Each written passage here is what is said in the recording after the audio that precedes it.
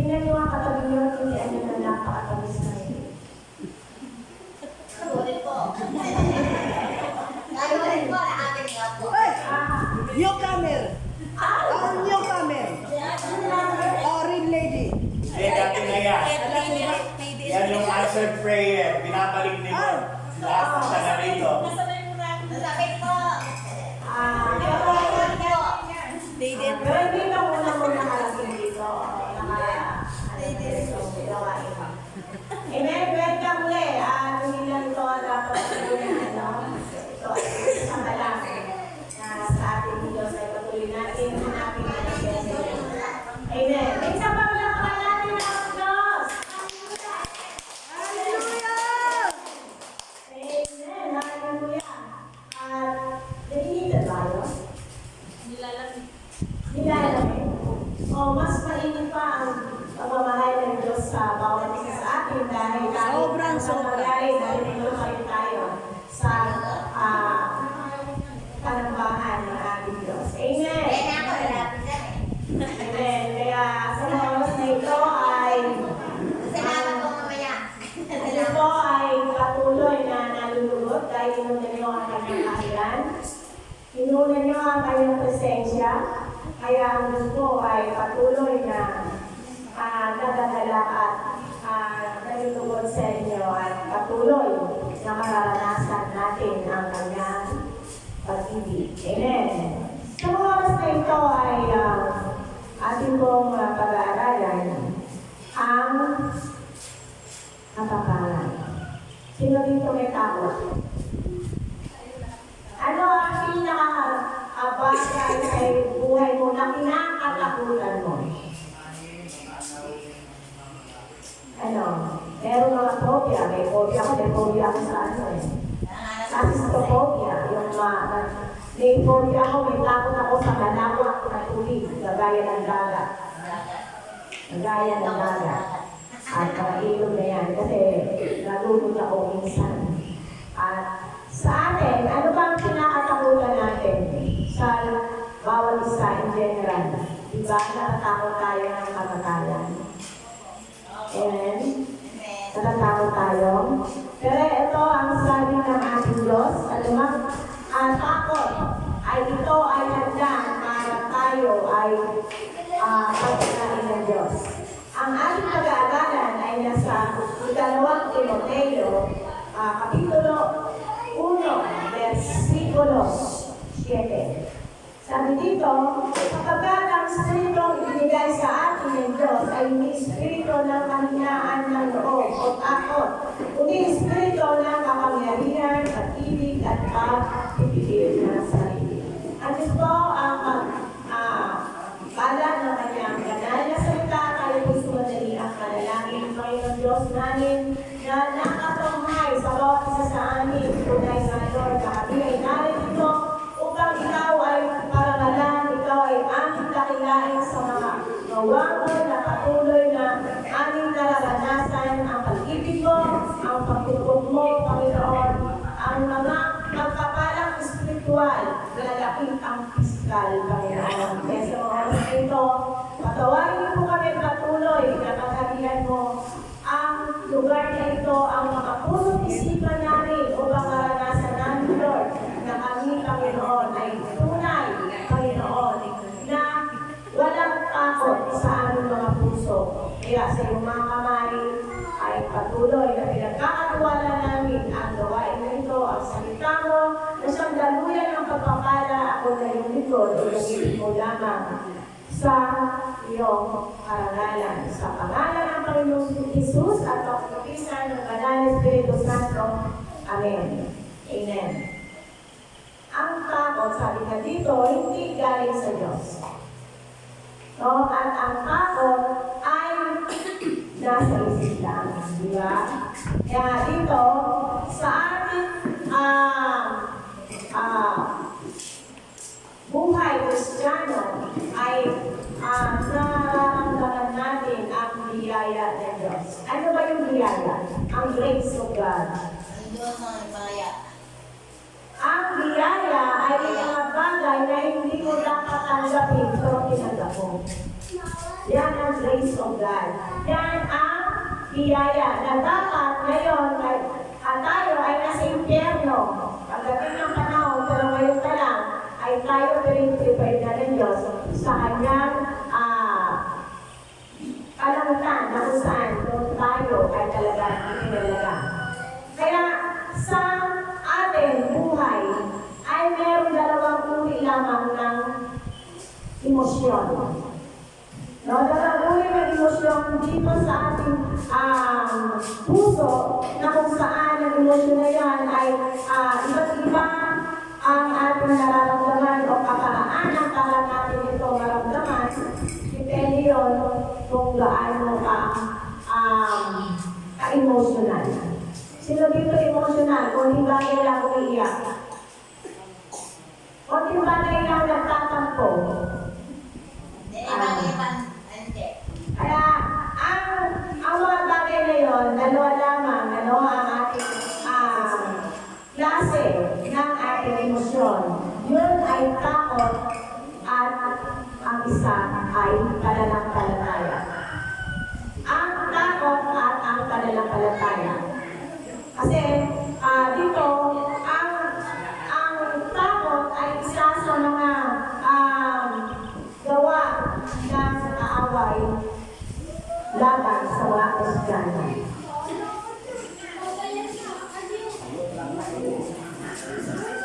Kaya,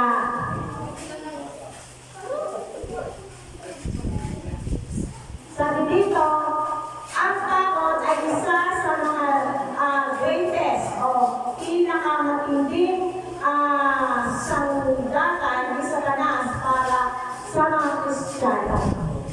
Kaya sino man dito kung mga tatakutin ay ito ay hindi galing sa Diyos. Ito ay galing sa kaaway. Yan. Kaya kung ikaw ay natakutin, ang biyaya ng Diyos at ang pagpapala ay umahadlang para ikaw ay pagpalain. Kaya dito, sabi nga ng Diyos, hindi tayo binigyan ng takot. Paano ka naman hindi matatakot ngayon? Isa, taas na ng gasolina. Taas na ng diesel. Ang diesel nakita ko nila sa gasolina is 82. Kaabot ka nga ng 90. Kaya, buti na lang ang ating pamasahe hindi na tumataas. Kaya, ang takot ay opposite, no? Ang takot ay kabaligtaran ng pananampalataya. Dahil ang takot ay kaya niyang nakawin ang ating mga worldly success. Ang ating katagumpayan.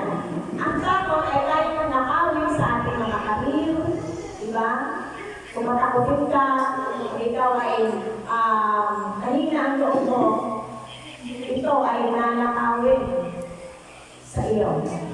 Gusto ko sana maging pilot diba? Gusto ko sana maging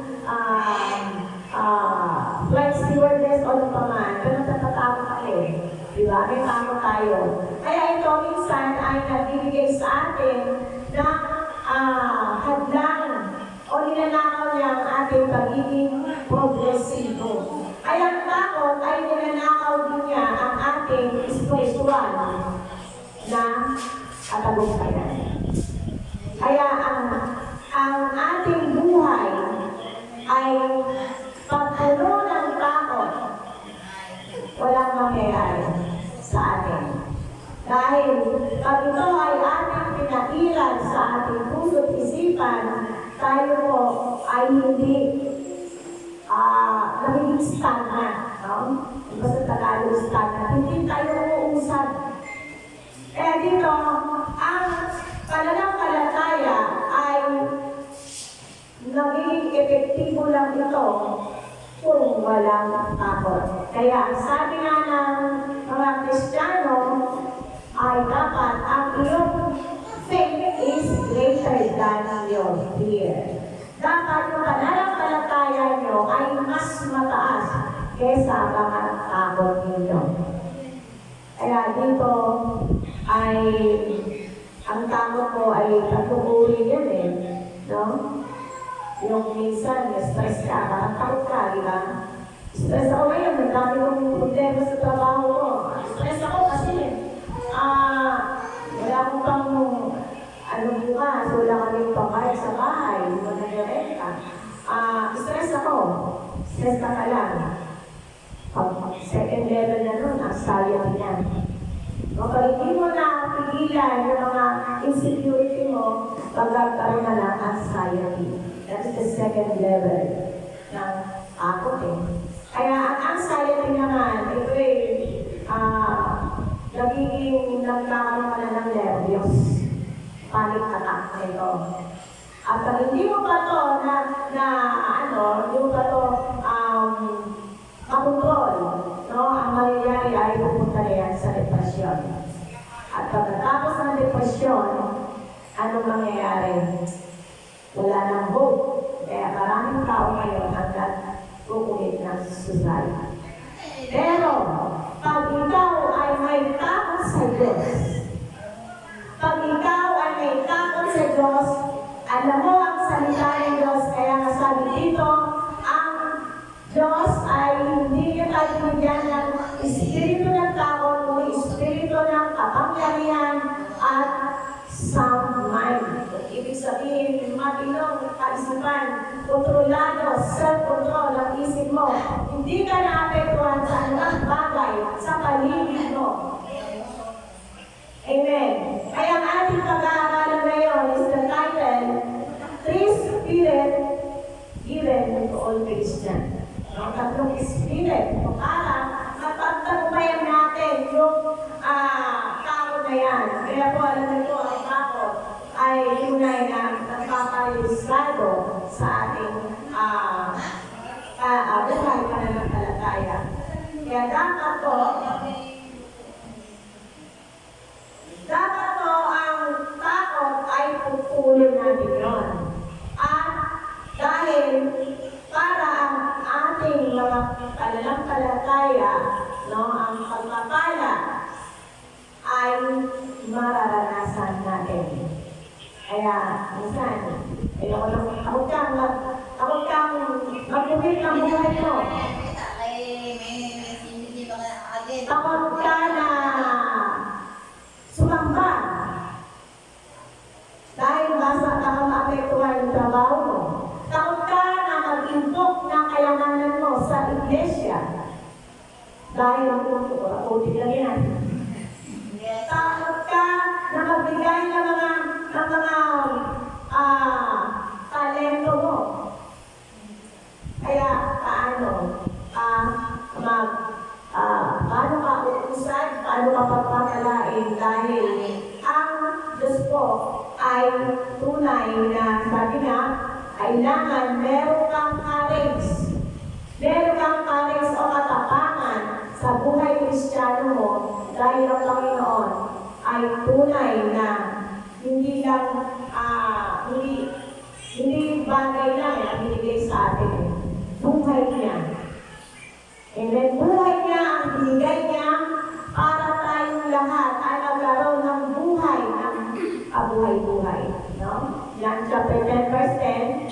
Ang kaaway pumunta dito para yung agdaya, tayo ay iligaw at tayo ay puksain o sabihin, patayin ang ating pananampalataya, ang ating buhay. Pero ang Panginoon Jesus ay pumunta dito para tayo bigyan ng buhay, isang buhay na masagana. Amen. Pero nararanasan ko ba ang kasaganaan? Kaya tayo po, pag tayo po ay may pananampalataya, no, na tunay na sa Diyos lamang, dapat natin ito ipagkatiwala dahil sabi dito, in Ephesians chapter 11, verse 6, hindi maaaring kalugdan ng Diyos ang walang pananampalataya sa Kanya. Meron ba kayo pananampalataya sa Diyos? Amen. Paano masasabi na meron kayo pananampalataya? Okay? At ito ay ating tutuloy sa dito, sapagkat ang sino ang lumalapit sa Diyos ay dapat sumampalatayang may Diyos at siya ang nagbibigay ng gantimpala sa mga humahanap sa Kanya. Nagbibigay ng gantimpala. Kaya dito, ang benefits ng ating pananampalataya ay hindi pa sa ayuda. Sino lang inakas pinakalimutan ng ayuda? Ako yung Yoda ko. Hindi pa sa ayuda. Dahil ang pananampalataya na nanggagaling sa Diyos, pag siya ay natuwa, pag siya ay natuwa, ang pagpapala na yun ay talagang mararanasan mo. Amen. Amen. Hindi lang pinansyal, hindi lang pisikal, higit sa lahat spiritual. Dahil ang mundo ito ay napakarami ng aguluhan. Ang bigas, magkano na ngayon? Isang kilo. 60? 86? Lord. Wala nang 40, dati may 35 pa. May 35 pa. Ayun. Kaya ang mga Kristiyano mainam mag-fasting. Amen. Dito, nakikita natin na ang benepisyo ng pananampalataya sa ating ng Panginoon ay tunay ay siyang nagbibigay ng gantimpala sa humahanap sa Kanya. Kaya, ang ating pananampalataya ay dapat ibubabon. Dahil ang presensya ng Diyos, pag nasa iyo, hindi ka natatakot. Kaya dito sa buhay natin, huwag po tayo matakot kung alam natin yung ating pananampalataya ay na nakatuon sa mga bagay na hindi nakikita. Kaya, ang mga tao na namumuhay sa pananampalataya, ang buhay niya ay merong automatic blessings. Blessings sa joy. Minsan, po, diba? Medyo minsan, nagkakaroon ka minsan ng kalungkutan, no? Kasi, ang dami kong pangangailangan. May sakit yung aking kapatid, may sakit yung aking asawa. Wala akong financial stability. Kaya natatakot ka. Pero kung ikaw ay may pananampalataya, meron kang katapangan dahil sabi nga natin na pinag-aralan, courage to do the kung anong kakatawag sa'yo. Kasi natin courage, katapangan, boldness, ang ibig sabihin nun, active obedience. Kailangan sumunod ka. Sumunod ka sa mga bagay kung saan ay ang kalooban ng Diyos. Kung ikaw ay Kristiyano, sumamba ka sa araw ng linggo. Minsan kasi nakakatamad eh. Diba? Mainit. Okay na yun na. Mainit. Lalo na sa church namin eh. Walang kuryente. Walang aircon.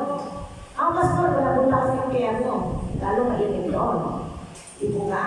Kaya dito, ang ating buhay, those who live a life of faith, live a life of automatic blessing. Ang mga tao na nabubuhay sa pananampalataya, mabubuhay siya ng isang buhay na merong laging pagpapala. Regardless kung ano man yun. Kaya ang takot ay hindi nanggagaling sa Diyos. Amen.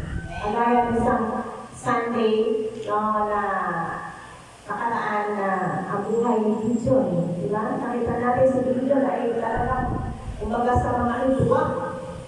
Luwag siya na sa kanyang mga kaaway ng mga Midianita. Pero dahil ang Diyos, sabi niya, sige, umayo ka.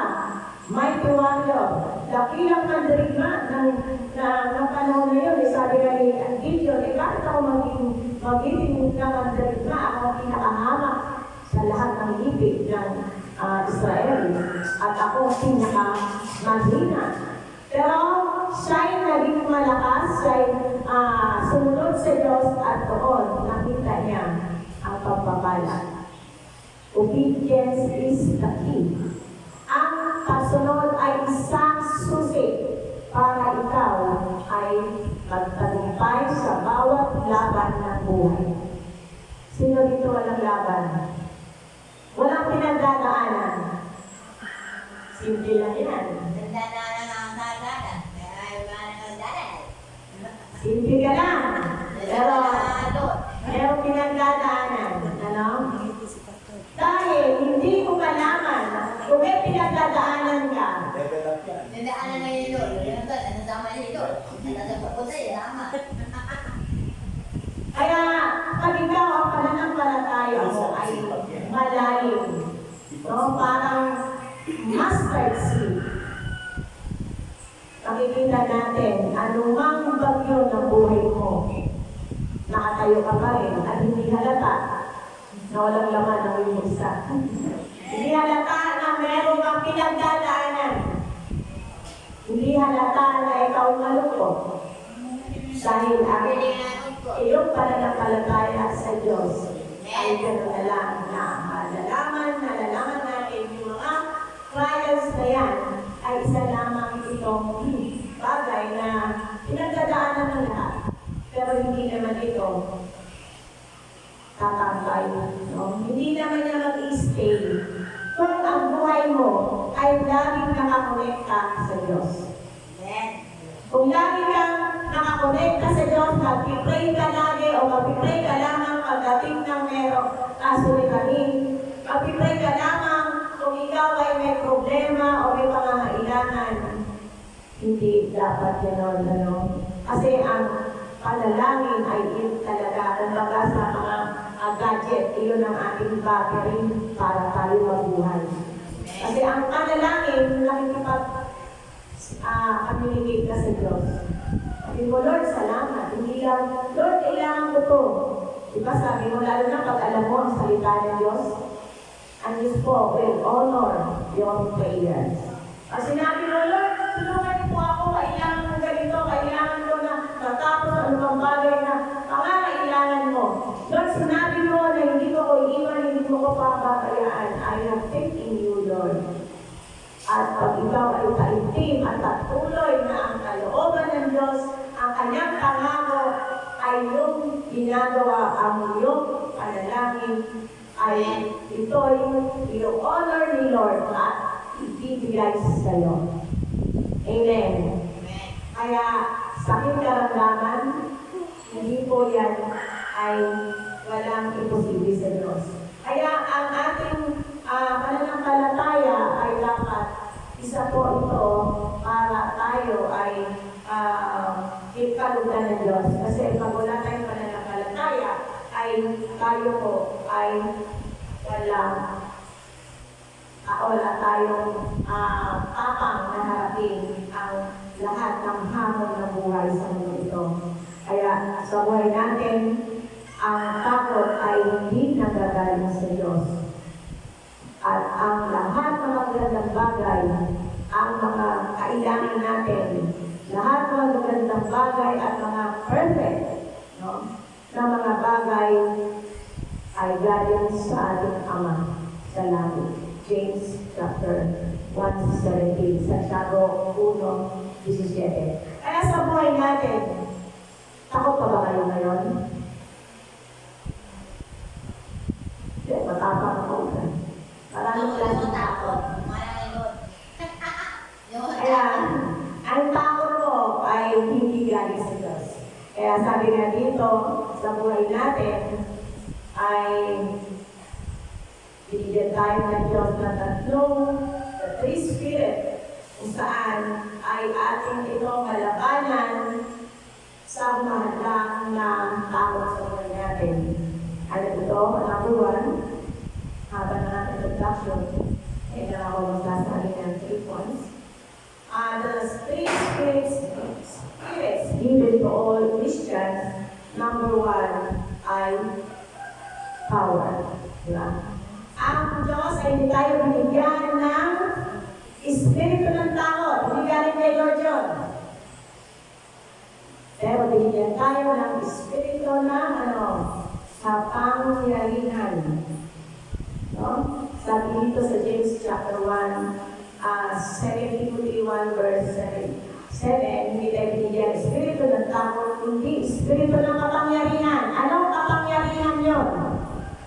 kapangyarihan na tayo ay makakakulit sa authority ni Jesus. Sabi ng Panginoon Jesus sa kanyang salita sa Matthew 28 verse 18, lahat ng kapangyarihan ay ibinigay niya sa akin sa langit at sa lupa. Kaya, inuutusan ko kayo, humano. No? Hindi na tayo maayo to share the gospel. Pero pagdating naman ng linggo, hihira lang din tayo umaten, gano'n? Pero naunawaan natin yung mga bagay ngayon, minsan ay meron talagang bagay na hindi natin naiwasan. Pero, church, mga kapatid, huwag niyong hayaan na sa bawat linggo hindi kayo makapunta sa bahay pa ng bahay. Huwag natin hayaan na yung kapangyarihan ng Diyos nasa atin, na tayo pinili ng Diyos, nasa isang linggo meron tayong trabaho, natin hayaan na tayo ay mawala sa bahay pa ng bahay ng Diyos. Amen po ba? Dahil pag tayo ay wala, kasi itong spiritual family natin itong bahay pa ng daan, tayo po ay spiritual family. Pag alam nyo pa kayo ay nawawala dyan, yung papa nyo mananampalataya, lalo na mga pastor, leader, ay pinapanalangin kayo na kayo ay maka-attend. Dahil sa panahon ngayon, pag mababaw ang pananampalataya mo, madali kang matangay ng mga pagsubok. Dahil ang pananampalataya ay bunga ng pakikinig ng salita ng Diyos. Romans 10:17. Paano yung sabihin mo ay wala ka pa lang napakakinggan ng salita ng Diyos at hindi ka naman din nagbabasa? Nagtatry, Kaya, lumalayo ka na sa Diyos. Kaya, bibigyan ka ng Diyos ng kapangyarihan para anuang pagdadaanan mo sa pangalan ng Panginoong Jesus sa mga labi niya, tayo ay pinagaling niya. Sino ba dito di nakakasakit? May sakit ka na nga, may ano ka nang pinagdadaanan, nawawala ka pa sa lahat ng mga pinanggalingan na kung saan kung tayo talaga aasa, walang ilang ng Diyos. Kaya, ano ba mangyari mga kapatid? Huwag kayo mawala sa kamay ng Diyos. Dahil bigyan tayo ng kapangyarihan sa pangalan ng Panginoon. Lahat ng tuhod ay lunood. Sabi na dito, nasa Mark 16:17, at ang mga tanda ay susunod sa iyo. Sa mga pangalan ko, ikaw ay magka-cast out ng mga demons. Ikaw ay magsasalita ng iba't ibang wika. At ikaw ay inilihas mo lang ang iyong mga kamay. At ito ay pakaka-recover sa sakit na ramdaman. Hindi ka mga pastor, hindi ka leader. Pag ikaw Christian at ikaw ang faith mo ay talagang malalim, immovable. Kahit ikaw mismo, ang anak mo pag may sakit, pwede mo patungan at ipag-pray at ito'y gagawin. Sa pangalan ng Panginoon Jesus, yun ang kapangyarihan. Kapangyarihan na kaya nating labanan ang gawa ng kaaway. Kaya dito ay number 1, bigyan tayo ng power. Kapangyarihan. Alam niyo po ang mga demonyo? Kasi spiritual warfare na ito Ito ay digmaang spiritual. Kaya ang panahon ngayon ay tunay na kailangan natin na meron tayong kapangyarihan na nagagaling sa Panginoon, delegated authority, pinagkaloob ng Diyos para bang power of attorney. O sige, Mr. Open, sabihin ka nun, ibigyan ka ng kapangyarihan. Ibigay ko sa iyo. Pumunta ka doon at ilihas mo at ang kanyang ang taong may sakit. O ano gagawin mo? Pag nasa Panginoon ka na, meron kang authority. At yun ay isang bagay kung bakit pa tayo natatakot. No? Sa panalangin, gamitin mo lang ang pangalan ng Panginoon, ang kapangyarihan ng Diyos ay lulubog. Maging ang banal na Espiritu na sa atin ay tunay na mag-a-activate. Kaya hindi tayo dapat matakot kung tayo naman ay marunong manalangin. Ang isang Kristiyanong mapanalangin ay isang Kristiyanong makapangyarihan. Hindi siya makapangyarihan, kundi ang kapangyarihan na pinagmumulan ng kanyang kapangyarihan ay galing sa Diyos. Amen po ba? Kaya huwag po tayo matakot. Matakot tayo pag hindi na tayo nakakonekta sa Panginoon. Matakot tayo pag tayo naglalapit na sa Panginoon. Doon papasok ang kaaway. At pagdating na ikaw ay talagang nasuktulan na yung pangyayari na yun. Saka kalalapit sa Panginoon. Hindi po. Kailangan po, ngayon pa lang, ay painitin na natin ang ating relasyon sa Diyos. Amen. Hindi natin alam. Sa bawat sulong ng buhay natin, meron talagang mangyayari sa trabaho, sa family, no? Sa akwa natin, sa paligid, at maging sa sarili natin. Kaya, huwag po kayo matakot dahil ang bigay ng Diyos ay kapangyarihan to cast out demons, kapangyarihan para manalangin sa pangalan ng Jesus, kapangyarihan para lahat ma-overcome mo kapag labanan mo ang iyong mga pinagdadaanan. Amen. Pangalawa, God, ang Diyos ay binigyan ng espiritu ng pagkatawad pero binigyan ng espiritu ng kapangyarihan at ang pangalawang pag-ibig. Pag ikaw ay nagmahal, hindi pwede hindi ka magbigay. Di po ba? Pero pwede ka magbigay na walang pagmamahal. No? Ano ka na? Kasikat ka na. No? Pero sa pagtao, pagmahal mo ang isang tao, ano man, sa pagmahal mo, hindi pwede pabayaan. Di po ba? Ganun po ang Diyos. Binigyan tayo ng Diyos ng pagmamahal. John 3:16, kaya lang ang pag-ibig ng Diyos. Ang masasalibutan lang kung sino man ang nanalig at magtiwala sa ating Panginoong Jesus, ang nabutong anak ay hindi mapapahamak. Nakakatakot mapahamak, spiritual. Dito, okay lang yun. Hanggang kailan na ba kung ating tatalim sa buhay na to? 80? 60? 60 years old, 30 years old, di ba? Kaya pag tayo ay alam natin ang ating buhay, ang ating pananampalataya ay nandoon ang pag-ibig ng Diyos. Bakit ka matatakot? Hindi ka mababayaan ng Diyos. Hindi iiwanan. Romans 5:35, nang ikaw ay makasalanan, ang Diyos ay nakatay para sa atin. Romans 5:8.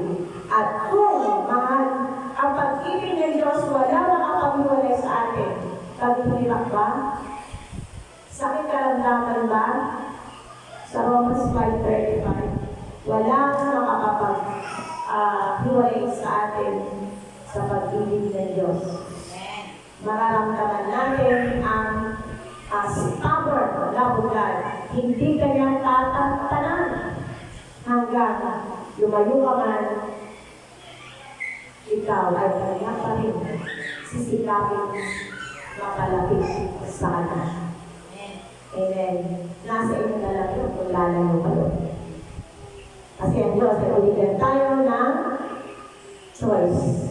Hindi tayo robot. Mamili kayo, pagpapala, pagsunod, pagpapala. Ang hindi pagsunod, pagpapalo. Ganyan po ang ating Diyos. It is your choice. Doon na lang ako doon. Si Lord naman hindi madaling ikis eh. Ngayon pala, ikis ang tao. Masyadong demanding. Pero si Lord, binigyan ka ng second chance, third chance, maraming chance. Pero minsan ng tao, ang hirap. Diba? Kaya, kailangan natin sundin ang Diyos dahil dito makikita natin na kikilos siya sa buhay natin. At yung pangatlo, sound mind. Espiritu na pag-uutol sa sarili, di ba nakalagay nyo sa isang sabi niya, binigyan ka na espiritu, sabi dito, na makapangyarihan pagtitigil sa sarili. Pag ikaw natatakot, hindi mo mapigilan ang sarili mo. Amen po ba? Meron ka akong nakalangan na nakilala na minsan mga kamag-anak namin, kami ninervyos, nagkakatahimik sa tao. Hindi niya mapigilan ang sarili niya nanginginig. Pero, sabi ng Diyos, hindi ka binigyan nun, binigyan ka ng sound mind. Self-control kasi pag wala kang sound mind o wala kang ganong pag-isip, ikaw ay walang kapayapaan. At pag wala kang kapayapaan, hindi mo alam kung ano ang iyong pinagagawa. Diba? Kaya, ang sound mind o pagpipigil sa sarili ay associated with the peace of God. Kaya pag may nangyayaring takot sa puso mo, relax. Mag-isip ka at manalangin. At doon yung kapayapaan ng Diyos ay maghahari sa iyong puso at isipan. At dito makikita natin na ang takot ay mawawala. Amen? Kaya, sa mundo ito, mga kapatid, marami pa tayong pagdadaanan. No? At dapat sa buhay natin, tayo ay patuloy na tumakbo o mamuhay na merong takot sa Diyos, na merong pagsunod. At dito makikita natin na kung anumang pagkatawag ng Diyos sa bawat isa sa atin, ay ating mararanasan ang pagkilos ng Diyos. Amen po ba? Huwag kang matakot. Kaya ito ang sabi ng Panginoon, ang ating buhay ay meron talagang takot. Pero ito lamang ay hadlang ng kaaway para tayo mapagpala ng Diyos. Kaya ang ating gawin, mga kapatid, always connected to God. Pray, magbasa ng salita ng Diyos, dumalo sa mga gawain at lalo na sa Sunday service. Dahil doon ang mga kapatiran nagpapalakasan tayo. Kaya remember na ang tatlong regalo ng Diyos, ang kapangyarihan, ang pag-ibig, at kapayapaan sa buhay natin.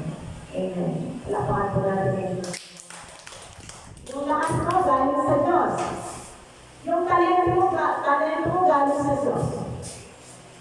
Pero minsan, pag tayo ay nakakalimot, pinaparamdam ni Lord, naman ka pa rin yan. Ipo ba? Mga sakit karamdaman, pinapagaling niya. Ang mga kaguluhan at takot sa isip natin, binibigyan niya tayo ng kapayapaan. Saan ba kayo pupunta, mga kapatid? Saan ba kayo pupunta? Lahat nasa kanya na. Huwag po kayong mawala sa ating Diyos. Lahat tayo may kahinaan, lahat tayo ay nilagyan ng kanyang kahinaan. Huwag yung titignan ang mga tao sa paligid nyo. Huwag yung titignan ang mga leaders o sino pa man. Ang tingnan nyo lamang ang ating Diyos. Dahil lahat naman tayo ay merong kakulangan. Amen. Ang pagkahinaan ko, kalakasan ko. Ang kahinaan ko, kalakasan ko naman. Kaya dapat tayo ay magtulungan.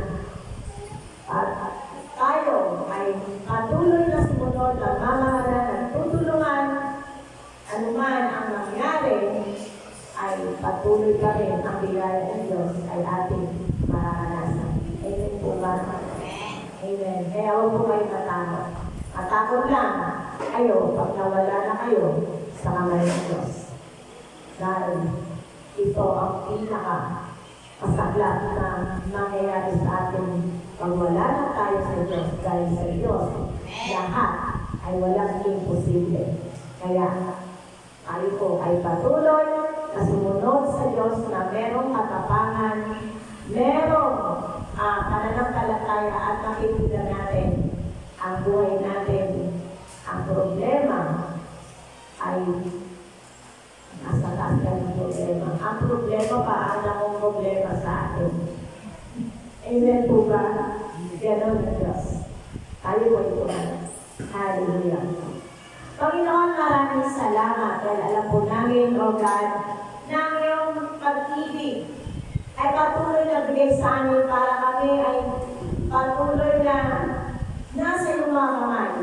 Hindi mo kami, Panginoon, pinababayaan, napakagaya ng tupa na laging naliligaw, laging, Panginoon, na naghahanap, Panginoon, kung saan ay sa aming paghahanap, minsan, Lord, nakakalimutan ka na namin. Kaya, O Diyos, na aming panalangin na patuloy, Lord, ang aming buhay ay laging nakaangkla, nakakonekta sa iyo, O God. Dahil iwalay po kami sa iyo, wala po kami nagagawa. Binigyan mo na kami ng kapangyarihan sa pangalan mo. Kami ay makapagpaalis ng mga masamang espiritu. Sa pangalan mo kami, Panginoon, na kapagpatong ng aming mga kamay at kami, Panginoon, yung aming pinapatungan ay nagkakaroon ng magalingan. Ang aming buhay ay nagkaroon ng isang buhay na walang hanggan dahil sa iyo, Panginoon Jesus. Ang iyong pag-ibig, O God, at ang iyong kapayapaan ay tunay na, O God. Ito ang aming seguridad na tunay na ang aming pagsunod sa iyo at pagbigay ng oras, panahon, o aming Ama ay nakikita mo at aming nararanasan isang buhay na ganap at merong kasalanan. Kaya sa iyong mga kamay, magdalain mo ang mga anak ko na naririto, O Diyos, dalangin po, Panginoon, na patuloy ang kanilang pananampalataya ay lalo pa, Panginoon, na lumapit ko sa iyo, O God, dahil sa ngayon, malapit ka na dumating at ang mundo, Panginoon, ay tunay na merong, Panginoon, mga bagay na hindi maluwaan at kaluluhan. Pero ikaw, Panginoon Jesus, iiwan mo sa amin ng kapayapaan. Sa kapayapaan na nanggagaling sa iyo, hindi nanggagaling sa sanlibutan. Kaya aming Diyos, sino pa ang aming pagtitiwalaan? Sino pa, Panginoon, ang aming Panginoon pananampalatayanan? Walang iba, kundi ikaw, Panginoon, ay nagawa ng langit at lupa. Pagdalain mo yung mga anak mo na narito sa pangalan ng Panginoon Jesus, at ang isa ng Walang Espiritu Santo. Amen. Amen. Palapasok tayo. Dalahan na tayo sa banal na hapunan.